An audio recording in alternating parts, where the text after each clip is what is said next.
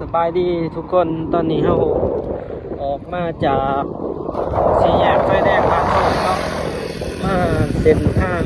450 ปีวันนี้กสิพาทุกคนขี่เลาะส้มทางนี้ทุกคนอากาศก็ถือว่า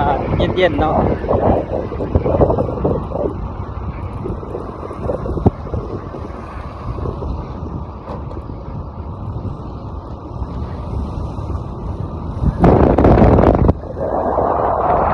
เบิ่งตามถนน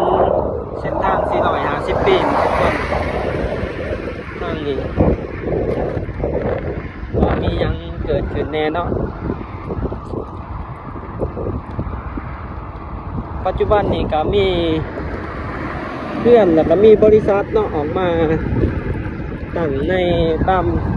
เส้นทางซ้ายทางนี่ก็หลายเติบคือเราเห็นสายมือนี่เนาะ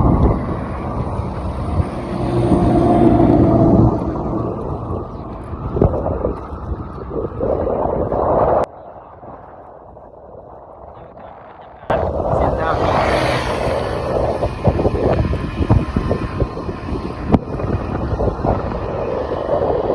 ที่ดินในเส้นทางนี่ก็ราคาอยู่ประมาณ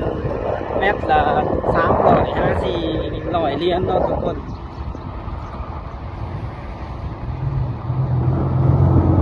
ส่วนใหญ่จะเป็นบริษัทที่ว่าเกี่ยวกับคนจักรนักที่ว่ามาตั้งอยู่ในเส้นทางซ้ายนี่เพราะว่าเส้นทางนี้เป็นเส้นทางใหญ่เนาะความกว้างของถนน6 เลนเลย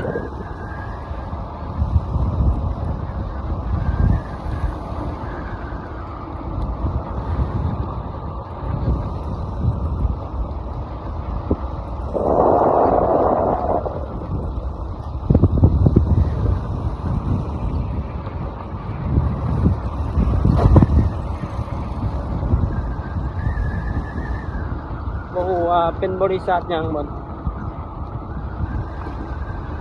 บริษัทดวงเจริญเนาะเป็นบริษัทลาวบริษัทดวงเจริญ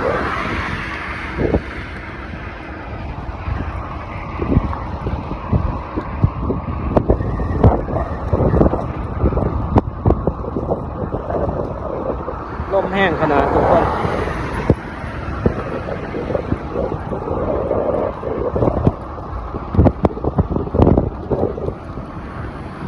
เส้นทางนี้ก็สิไปออกอยู่ด่านมิตรภาพเนาะเพราะมิตรภาพลาวไทยแล้วก็เชื่อมต่อกับด่านสากลเนาะด่านสินค้าท่าหน้าแหละที่ว่าเส้นทางนี้ก็สิมีรถบรรทุกหนักเที่ยวประจำที่ว่าเป็นเส้นทางที่รถบรรทุกหนักรถเที่ยวประจำในเส้นนี้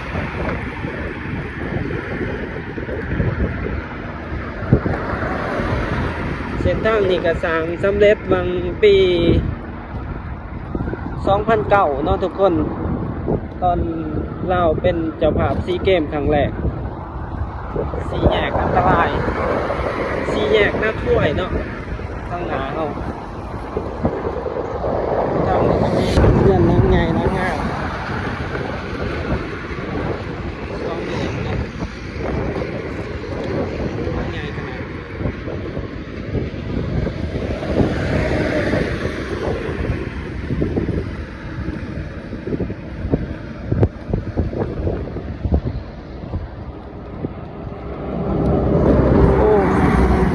พอดีเห็นรถลากที่ว่าเขาจะรถค้นรถนะเนาะอยู่ตามซ้ายทางอะหลายคันเลย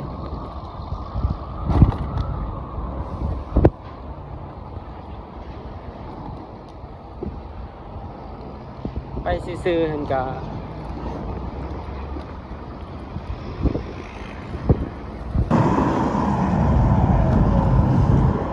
ทั้งหนาเอานี่ก็เป็นหานพ่นทิพย์เนาะขายวัสดุเครื่องก่อสร้างต่างๆ ท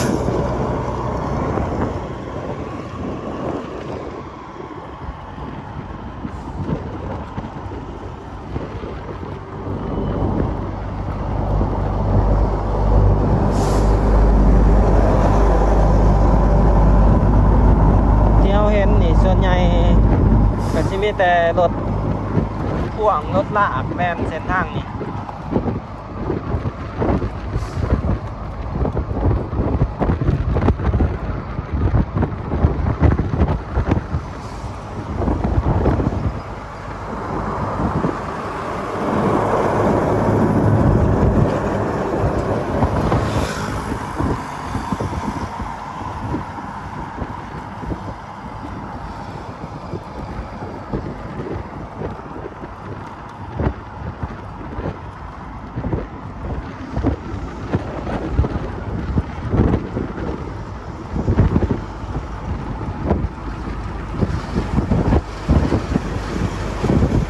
นี่เนาะสายมือเขานี่เราจะเห็นรถที่ว่ารถเขาจะคนรถไปส่งเนาะทุกคนตอนนี้เขาจะกลับไปด่านเนาะเขาจะเอารถกลับไปด่านมีรถขนส่งรถประมาณ20 กว่าคันเนาะที่เราเห็นคือเป็นรถใหญ่เลย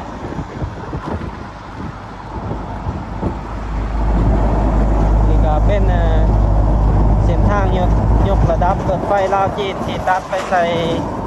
ด่านเนาะด่านทาหน้าแหล่งแล้วก็ต่อไปก็สิมีการเชื่อมต่อครับขัวถามไปฝั่งไทยเนาะทุกคน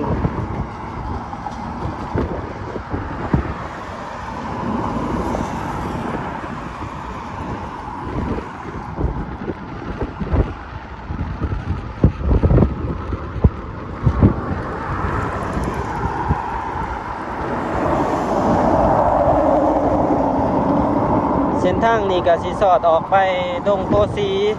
ด่านขัวมิตรภาพทุกคน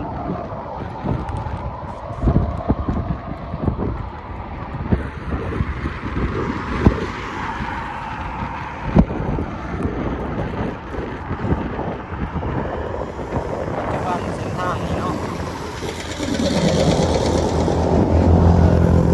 อยู่เขตนี้ก็มีห่างขายเครื่องหน่อยๆเนาะ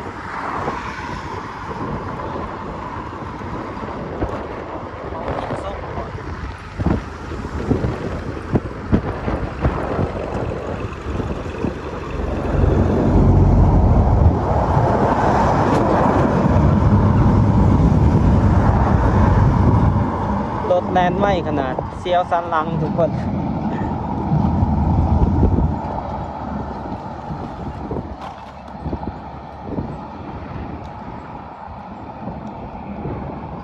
นี่น่าจะเป็นเขตบันดุงเนาะ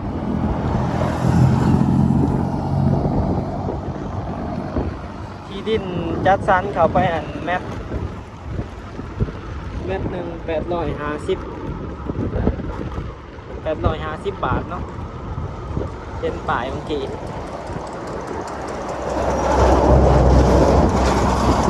เข้าเกาะ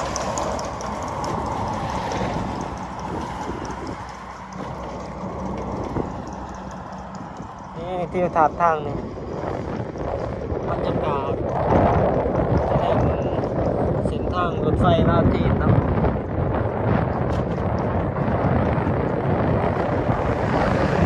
ทางรถไฟลาวจีนที่ตัดไปสู่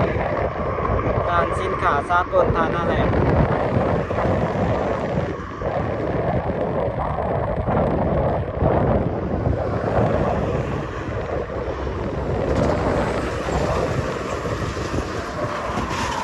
นี่ก็รถที่ว่าเขาจะแก้รถใหม่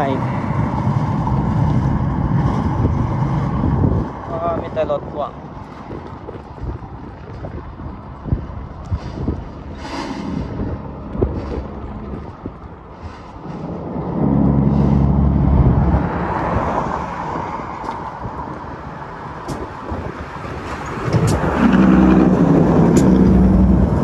ก็เป็นอีกมุมหนึ่งที่ได้พาทุกคนมาเบิ่งอีกมุมหนึ่งของเส้นทางในนครหลวงเวียงจันทน์เนาะสำหรับผู้ใดที่อยากเดินทางไปขัวมิตรภาพเดินทางมาจากคิวรถซ้ายใต้เนาะก็สามารถตัดเข้ามาทางนี้เลยแบบสะดวกสบายเนาะทุกคน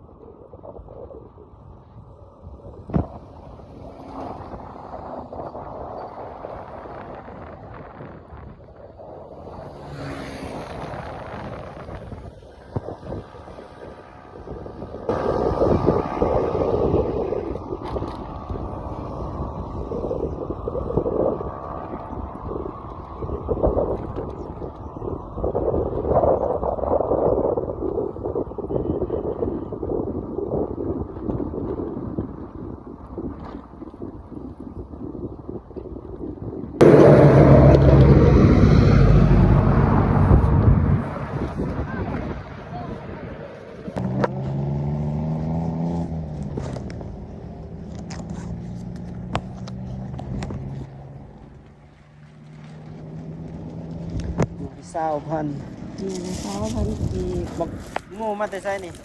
มาแต่มาแต่บ้านดงกล้วย ต้องกล้วยอยู่เวียงอยู่ว่ะ เจ้า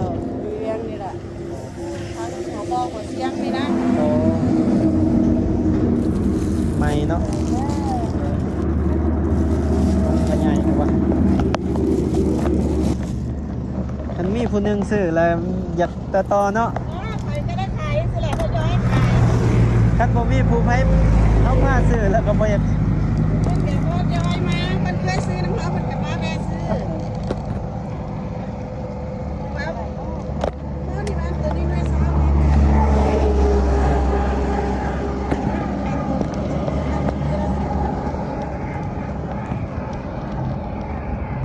แวะซื้อบักโม่ทุกคนเมื่อกี้เนาะหน่วย20,000สิกลับจดบ่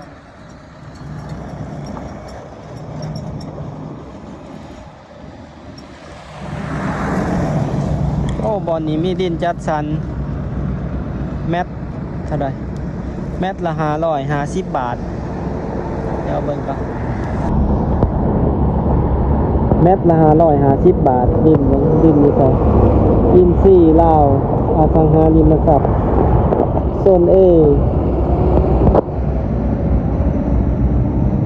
ทางปูวินแต่ต้นละตีดอกเบี้ย 0% แมต550โอ้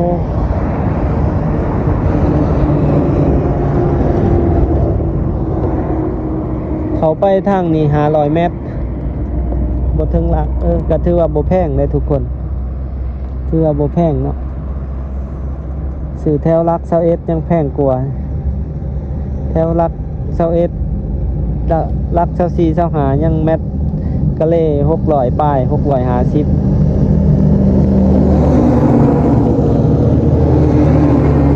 แต่ว่าต้นนี้ก็น่าจะเบิดแล้วแหละเด็กข้างเขาไป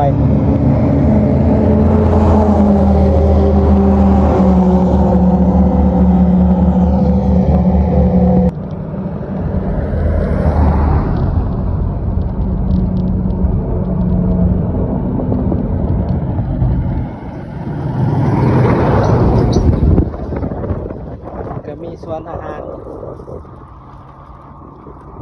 ว่าสิจบคลิปแหละเห็นราคาที่ดินคือว่าบ่แพงปานใดทุกคนลองขี่เขามาเบิ่งดู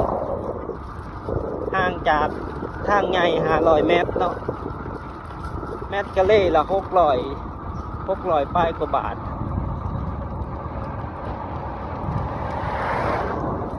ถือว่าบ่แพงเขาไปเบิ่งนี่นะจะเป็นโรงงานซีแพค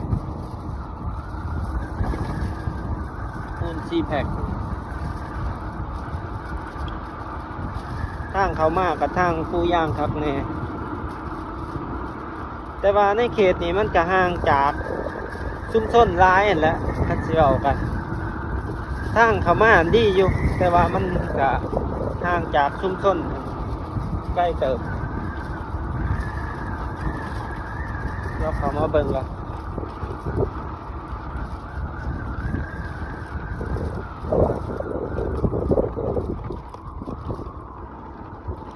ดินแบ่งขายราคาถูก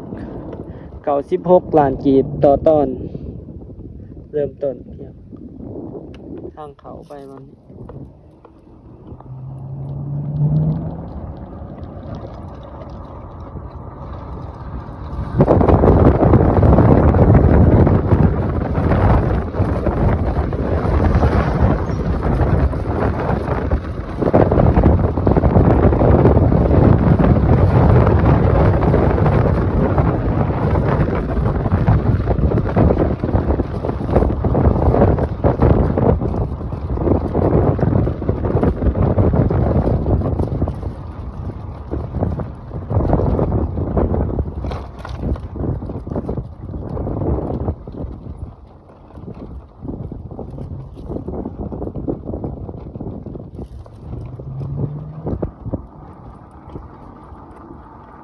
เข้ามานี่ก็เป็นบ้าน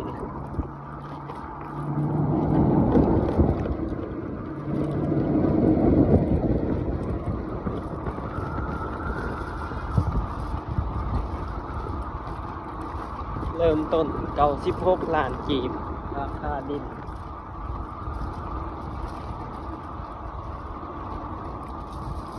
หน่อยตัดผม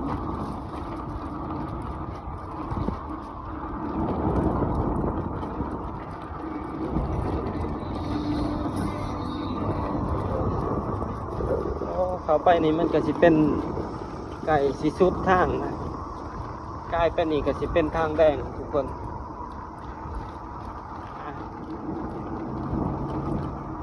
ก็สิได้กลับละบัดนี้กลับขึ้นละไก่บ่อนนี้เป็นบ้านเนาะเป็นชุมชนอยู่เดี๋ยวขอไปเบิ่งอีกหน่อยหนึง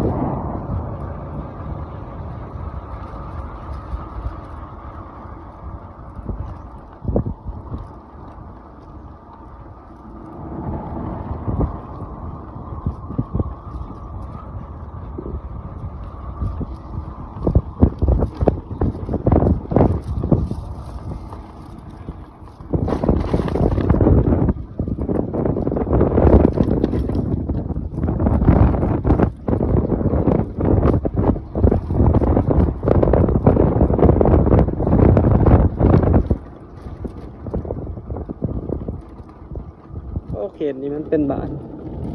ดินจัดสรรนี่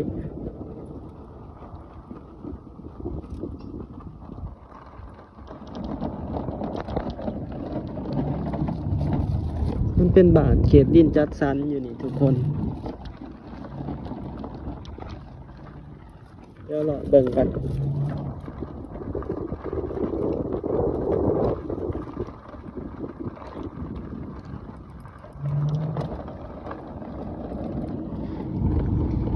เป็นดินจัดสรรที่เขาเจ้ากำลังมาอยู่เนาะกำลังร้ายบอดนี้กันกำลังเป็นบ้านเป็นเมืองแล้วไฟฟ้าเอาลงแล้วเนาะ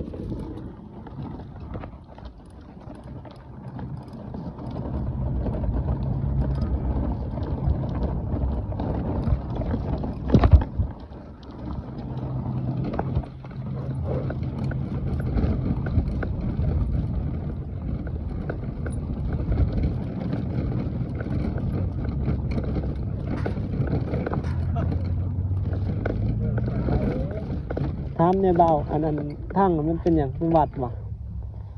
สวนผู้ไทย หึ สวนผู้ไทย อันใด สวนผู้ไทย สวนผู้ไทย แม่นนั่นต่อ อืม สวนผู้ไทย สวนอหย่างสวนอาหารน่ะสวนอาหารวะ จังหวะเลยตัว มันเป็น บ่พูน ที่ อาหารสิบ่สวนอาหาร โอ้ที่เขาเจ้าก่อสร้างกันได้ แม่น คิดว่ามันเป็นวัดนะ บ่แม่นวัด อยู่นี่ดินจัดสรรเนี่ยบ่เปิดตัวนี่แถวนี้เม็ดเท่าไรนี่อยู่นี่ จังหวะเฮ้ บ่เห็นอยู่ป่ายคือว่าเม็ด600 700 คือแม่นสมันเลย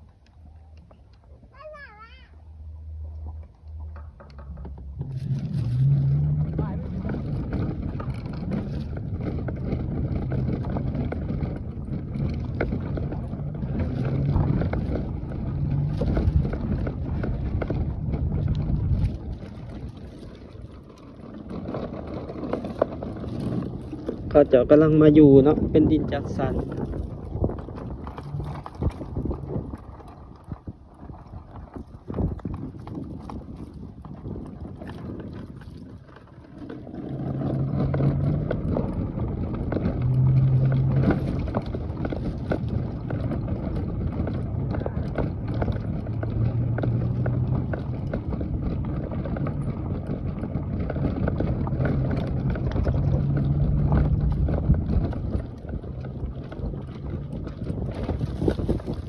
ครับก่อนทางนั้นจะเป็นข่ายทหารใหญ่เนาะทุกคน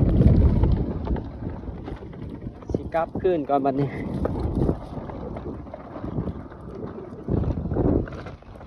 ขึ้น9